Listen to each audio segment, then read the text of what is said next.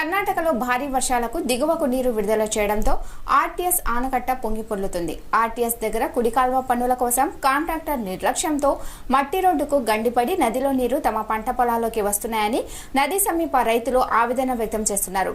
రాజోలి బండనీటి మళ్లింపు పథకం కుడికాల్వ పనుల కోసం మట్టి రోడ్డు వేయించాడు కాంట్రాక్టర్. అయితే ఇప్పుడు ఆ రోడ్డు గండిపడడంతో తుంగభద్ర నది ఉధృతంగా ప్రవహిస్తున్న నీళ్లు ఒక్కసారిగా తమ పంట పొలాల్లోకి వచ్చాయి. ఇలాగే కొనసాగితే తమ గ్రామంలోకి వచ్చే పరిస్థితి ఉందని రైతులు వాపోతున్నారు. రైతులు ప్రజల సహకారంతో సొంతంగా జేసీబీ సహాయంతో మట్టిని అడ్డుకట్ట వేశారు. ఆర్టీఎస్ కుడి కాల్వ పనులు పగడ్బందీగా చేపట్టాలని ప్రజలు కోరుతున్నారు.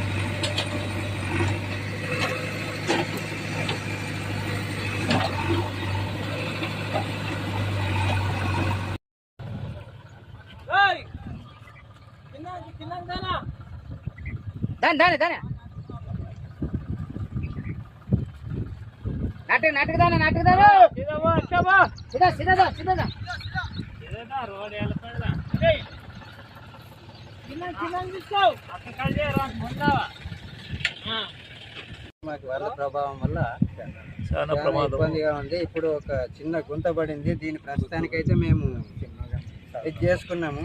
దీన్ని మేము కంట్రోల్ చేసుకోవాలంటే మా ఊర్లోకి నీళ్లు రాకూడదు అనుకుంటే ఆడ కుడికాలు ఆనకట్ట దగ్గర